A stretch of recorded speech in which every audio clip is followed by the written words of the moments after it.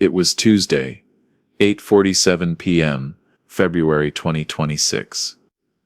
I was in the kitchen making tea, Earl Grey the way June used to make it before she passed, with too much honey and not enough patience. The house on Corydon Avenue had been quiet for 14 months. Quiet the way a house gets when the person who filled it is gone. The knock was 3 times, slow, deliberate. Not the way a neighbor knocks.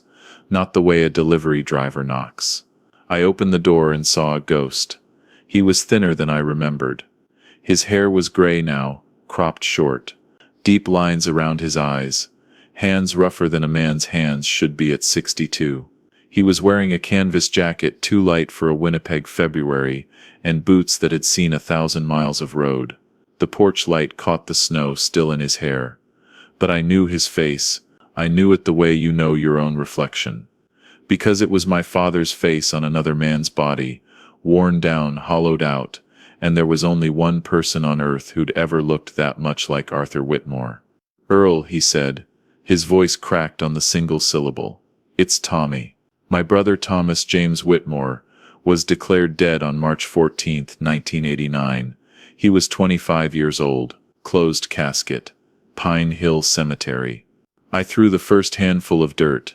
I'd been throwing dirt on that grave for 37 years, and now he was standing on my porch in the cold, breathing fog into the night air, very much alive. "That's not possible," I said. "I know." His eyes were wet. "Can I come in? I need to tell you about March 1989 before I tell you about last Tuesday." Tommy was my younger brother by 4 years. We grew up in a clapboard house on Selkirk Avenue, north end of Winnipeg, working class, the kind of neighborhood where fathers came home smelling like diesel and mothers hung laundry on the line even in January. Our father, Arthur Whitmore, drove trucks for a lumber company.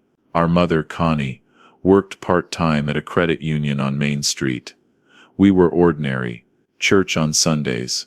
Hockey on the outdoor rink until our fingers went numb. Tommy was different from me. Sharper. He asked questions I never thought to ask. "Where does the money go, Dad? Why do we only have 1 car when Mr. Henderson has 3? He watched, and he counted, and he remembered.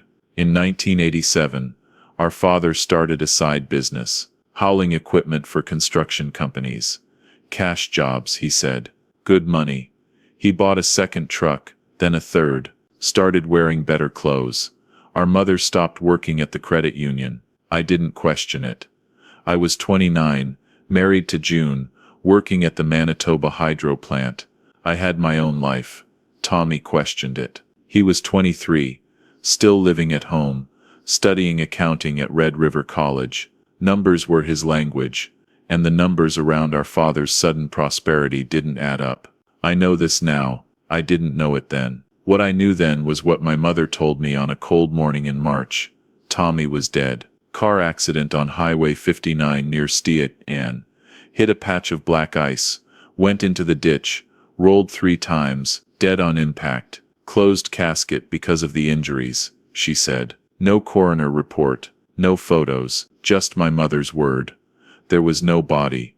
Tommy sat at my kitchen table, June's chair, the one nobody had sat in for 14 months, and held the tea I made him like it was the last warm thing in the world. "I didn't die in a car accident," he said. "I figured that part out. Dad committed me. Brandon first, then they moved me east. Thunder Bay. Transfer order. Paperwork did the rest." "Committed you? For what?" He told them I was having a psychotic break. Paranoid delusions. Said I was threatening the family. That I'd become violent. Tommy's jaw tightened. "I was 25 years old, Earl. I'd never raised my hand to anyone in my life." "Why would he do that?" "Because I found out what he was really doing with those trucks." The tea went cold while he talked. Arthur Whitmore's side business wasn't hauling construction equipment. He was transporting stolen goods. Industrial copper. Equipment from work sites. Materials that fell off the back of bigger trucks. A fencing ring run through a warehouse in the North End that processed $200,000 to $300,000 a year in stolen property. Tommy had found the ledger. A spiral notebook, our father kept in the glove box of his truck, filled with dates, amounts, and initials. Tommy had photocopied it. Told our father he needed to stop. He didn't stop, Tommy said. He made me disappear instead. How do you commit someone who isn't sick? I asked. You find a doctor who doesn't ask questions. Dad paid a physician named Dr. Aldridge, cash no records, to sign an involuntary commitment form. Said I was experiencing paranoid ideation, delusions of persecution, aggressive behavior. That's criminal? Yes. But I was 25, and I woke up in a locked ward in Brandon with no phone, no ID, and a file that said I was a danger to myself and others. When I told the nurses who I was, they noted it as grandiose delusions. When I said my father had me committed to cover up a crime, they noted it as paranoid ideation consistent with initial diagnosis. Tommy paused. His hands were gripping the mug so hard his knuckles were white. The first night, Earl. I'll never forget the first night. The door closed and I heard the lock engage. This heavy mechanical sound that went through my chest. I banged on it until my hands bled. Screamed your name. Screamed Mom's name. Nobody came.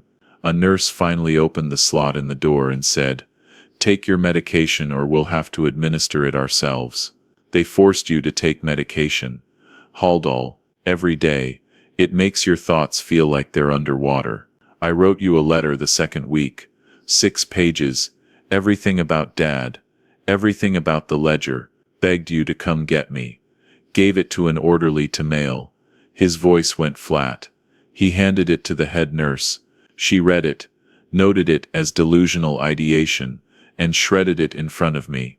They shredded my words, Earl, right in front of my face. 4 years in Brandon, then they transferred me to a long-term unit outside Thunder Bay. I was there for another 6 years. 10 years. My brother was locked in psychiatric facilities for 10 years, while I visited his grave every March, and wondered what kind of man he might have become. How did you get out?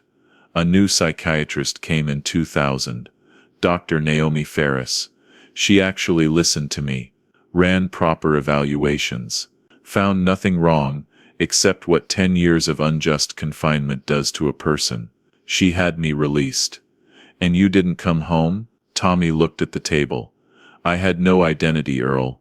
My birth certificate was flagged as deceased. My social insurance number was cancelled. I was a dead man walking. I couldn't open a bank account. Couldn't get a driver's license.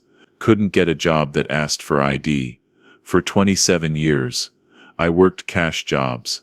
Kitchens, farms, construction. Lived in rooming houses. Used the name Tom Merritt. He paused. I tried to call you once. 2003. A woman answered. June, I think. I panicked and hung up. June had told me about that call. Wrong number, she'd said. I'd forgotten about it within an hour. 15 feet from my brother's voice. And I'd forgotten within an hour. Mom, I said. Did she know? The silence was enough. She signed the commitment papers, Earl. Both parents had to sign for an involuntary hold in Manitoba in 1989. Dad's signature and Mom's, our mother Connie Whitmore, was 88 years old. She lived in a care home on Wellington Crescent. I visited her every Sunday, brought her butterscotch candies, sat with her while she watched game shows and told me stories about Tommy as a little boy. Stories about his first bike, his graduation from high school, how proud she was of him. While knowing he was alive, locked in a facility, because she'd signed the papers. Anyone else? Aunt Ruth. She visited me once at Brandon, year 2, brought me a bag of clothes, told me to just cooperate and it'll be over soon. She never came back. Aunt Ruth had died in 2019. I'd been a pallbearer at her funeral. I'd said kind things about her at the reception. I went to the bathroom and sat on the edge of the tub for 10 minutes. For 37 years I told my children their uncle died a hero. He was a good man who left us too soon. I'd say at Thanksgiving, raising my glass, I lied for a man who buried him alive. And the worst part? I never once questioned the story. Never once drove to Starayan to see the accident report. Never once asked to see a hospital record or a police file. I took my mother's word and moved on with my life, while my brother rotted in a locked ward screaming my name. June had said something once, years ago, late at night. Don't you think it's strange, Earl? The way your family never talks about Tommy. Not what he was like, not what happened, nothing. It's like he was erased, not lost. I'd told her she was overthinking it. That grief looks different for everyone. She was right. She was always right. And she died without ever knowing how right she was. When I came back, Tommy was staring at a photo on the wall. Me and him, Christmas 1986, matching Winnipeg Jets jerseys. You kept it, he said. It's the only one I have of us together. I'm a practical man. A hydro engineer for 34 years. I believe in things I can verify. I need to see proof, I said. Tommy opened a manila envelope he'd brought. Inside were a discharge summary from the Thunder Bay facility, dated August 2000, signed by Dr. Naomi Ferris. Patient Thomas James Whitmore. Diagnosis: no psychiatric illness identified. Recommendation: immediate release. Notes: patient was wrongfully committed. Original diagnosis appears to have been made without proper evaluation. A DNA ancestry report from Ancestry DNA. Match Earl D. Whitmore. Relationship: full sibling. 2,629 centimorgans shared. A photocopy of a spiral notebook page. Our father's handwriting. I'd know it anywhere. Dates, dollar amounts, initials. A ledger of stolen goods. And a copy of the original commitment papers. 2 signatures at the bottom. Arthur G. Whitmore. Constance M. Whitmore. My mother's handwriting. The same cursive she used to sign my permission slips for school field trips. I found you through the DNA site. Tommy said, took me 3 years to work up the courage to come here. I looked at the discharge summary, at the 10 years between the lines, and at the 27 years after. The rooming houses, the cash jobs, the silence. We're going to fix this, I said. I called Glenn Faulkner the next morning. Glenn was my lawyer, had been since June's estate. Solid man. Didn't scare easily. He scared that morning. This is, Earl. This is extraordinary, he said, reading through Tommy's documents at his office on Portage Avenue. If what your brother says is true, and this discharge summary and DNA match strongly suggest it is, then we're looking at multiple serious crimes: fraudulent commitment, conspiracy, fraud, and identity suppression. What can we do? First, we restore Tommy's legal identity. Death certificate reversal. New SIN application. The whole process. I've done it once before. It takes time, but it's doable. And second, Glenn set down the papers. Your mother is still alive. Yes, she signed the commitment papers. That makes her a co-conspirator in the fraudulent commitment. Along with this Dr. Aldridge, if he's still practicing. She's 88, in a care home.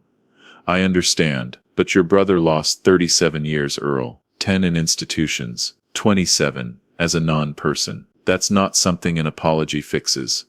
Tommy, sitting beside me, spoke for the first time. I don't want to put an 88-year-old woman in prison. I want her to admit what she did. I want it on record, and I want my name back. Glenn nodded.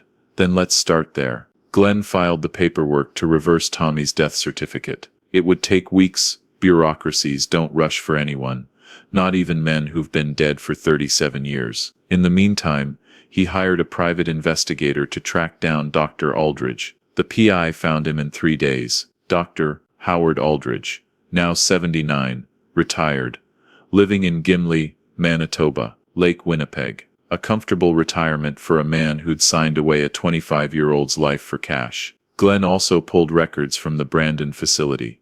The original commitment file was still in storage. Manitoba kept psychiatric records for decades. What he found confirmed everything Tommy had said. The intake evaluation was 2 paragraphs. No standardized testing. No collateral information gathered from anyone other than Arthur and Connie Whitmore. The notes read, like they'd been dictated by our father: patient exhibits paranoid ideation.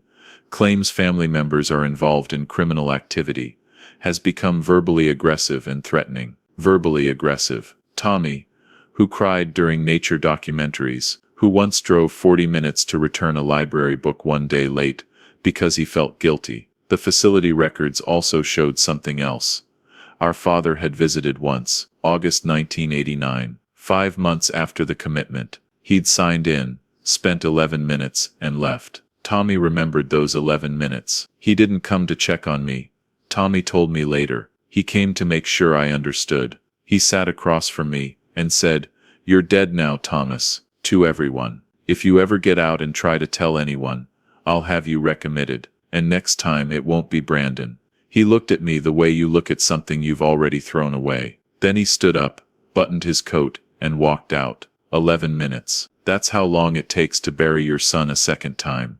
He never came back. Our mother never visited at all, but Glenn found something else, something none of us expected. In our father's probate records, the estate file from when he died in 2015, there was a life insurance claim, filed in 1989, for Thomas James Whitmore, payout, $75,000, collected by Arthur G. Whitmore, as beneficiary. Our father didn't just lock Tommy away, he profited from it. Collected insurance money on a son he knew was alive. That $75,000 was the seed money for his third truck. I remembered that third truck, brand new paint, Dad grinning like he'd earned it, the one that expanded the ring.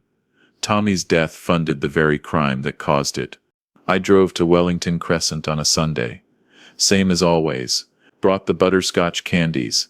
Same as always. Sat in the chair beside her bed in the room that smelled like lavender air freshener. Same as always. "Hello, sweetheart," Mom said. "How's the house?" "House is fine, Mom." "You eating enough? You look thin." "I'm eating fine." I set the candies on her bedside table. Watched her unwrap one with trembling fingers.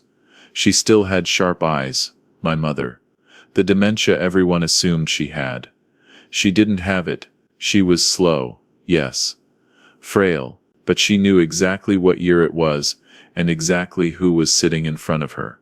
"Mom," I said. "Tommy came to see me last week." The butterscotch stopped moving in her mouth. "What did you say?" "Tommy, your son, the one you told me died in a car accident in 1989. He knocked on my door Tuesday night." She stared at me. Then she reached for the television remote. "I don't want to talk about." He showed me the commitment papers, Mom. "Your signature, yours and Dad's." Her hand was shaking now, not from age. "From something deeper. From something deeper. Your father made me sign. You had 37 years to tell the truth," he said. "Tommy was sick." He said it was for Tommy's own good. Tommy wasn't sick. The doctors at the facility confirmed it. He was locked up because he found out Dad was running stolen goods. And you helped. She started crying, quiet crying, the kind that's been waiting decades to come out. "I was afraid, Earl. Your father, you didn't know what he was like behind closed doors. If I didn't sign," he said he'd what?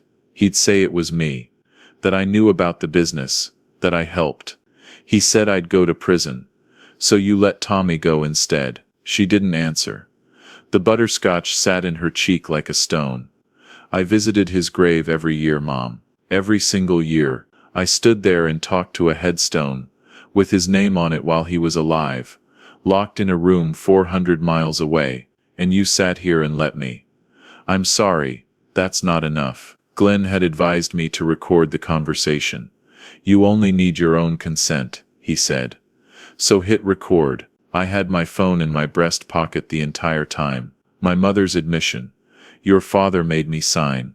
I was afraid," he said. Tommy was sick. Was all on tape. Not a legal confession, but powerful evidence of what had happened and who had known. Glenn also obtained a sworn affidavit from Dr. Naomi Ferris, the psychiatrist who'd released Tommy in 2000. She confirmed no psychiatric illness had ever existed. The original commitment was, in her professional opinion, medically fraudulent. Dr. Aldridge, meanwhile, declined to speak with Glenn's investigator. His lawyer sent a letter. Dr. Aldridge has no recollection of the patient in question, and denies any wrongdoing. No recollection, Tommy said when I told him. He signed papers that locked me up for 10 years and he has no recollection. Glenn wanted pressure. Public pressure because quiet files disappear. But Glenn's investigator had already contacted the Winnipeg Free Press. The story ran the following week. Front page of the local section. Doctor accused of fraudulent psychiatric commitment. Patient held for 10 years without diagnosis. Dr. Aldridge's comfortable retirement in Gimli ended that morning. The College of Physicians opened an emergency review by noon. His neighbors saw the news trucks. His daughter called Glenn's office crying, asking what was happening. Within 2 weeks, 2 other former patients came forward with similar stories. Different names, different decades, same doctor, same method. Aldridge wasn't a mistake. He was a system. And Mom? I asked Tommy. Tommy stared out the window at the winter street. She's 88, Earl. She's not going to prison. But I want her to say it to my face, not to you, to me. We went together on a Wednesday afternoon. Tommy hadn't seen his mother in 37 years. I watched him pause in the hallway of the care home, one hand on the wall, breathing hard. The man who'd survived 10 years in institutions and 27 years as a ghost was terrified of a small room at the end of a corridor. You don't have to do this, I said. Yes, I do. We walked in. Mom was sitting up in bed. She saw me first, then her eyes moved to the man behind me. She knew him instantly. Tommy. Not a question, a recognition that had been waiting 37 years. Hi, Mom. She reached for him. He didn't move. I need you to say it, he said. Not to Earl, not to a lawyer. To me, I need to hear you say what happened. And she did. She told him everything. How Arthur had come home that night in March 1989 and said Tommy had become a problem. How he'd already arranged it with Aldridge, the fake evaluation, the commitment papers. How he'd told her to sign or he'd implicate her in the ring. How she'd signed. How they'd told everyone, the neighbors, the church, the family, that Tommy died on Highway 59. How Arthur had arranged a closed casket funeral with an empty coffin. How she'd stood at that funeral and accepted condolences for a son who was alive. I thought about you every day, she whispered. Thinking isn't the same as doing something, Tommy said. She reached for his hand again. I lost a son that night, Tommy. I lost you. Tommy pulled his hand back. His voice didn't waver. You didn't lose a son, Mom. You handed him over. The room went silent. Even the television seemed to stop. She opened her mouth, but nothing came out. 37 years of excuses, and not one of them fit through that silence. Tommy didn't raise his voice, didn't cry, didn't wait for an answer. He turned and walked out. Tommy's death certificate was officially reversed 6 weeks later. The Manitoba Vital Statistics Office issued a correction. Thomas James Whitmore, born June 3, 1963, was alive. He got a new social insurance number, a new driver's license, opened a bank account at TD on Portage Avenue. The teller didn't understand why a 62-year-old man was opening his first bank account, and Tommy didn't explain. The College of Physicians and Surgeons of Manitoba opened an emergency disciplinary review and suspended Dr. Aldridge's license pending investigation. Revocation proceedings began within the month. The 2 other patients who came forward filed civil suits. Aldridge's lakefront house in Gimli went up for sale. Glenn heard he moved to a basement apartment in Selkirk. No lake view, no comfortable retirement. Just an old man waiting for lawsuits he couldn't afford to fight. The RCMP reviewed the case. Arthur Whitmore was beyond prosecution, dead since 2015. Glenn pulled the banking trail. That's how we learned where the $75,000 went. Deposited into the business account that funded the ring for 6 more years. When the ring finally collapsed in 1995, Arthur lost everything. The trucks, the warehouse, the second house he'd bought in Charleswood. He spent his last 20 years in a rented duplex on Logan Avenue, alone.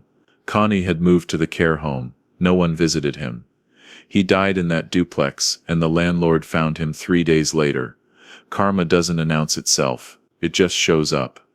The way Tommy showed up at my door. Quiet, patient, final. I went to Pine Hill Cemetery one last time.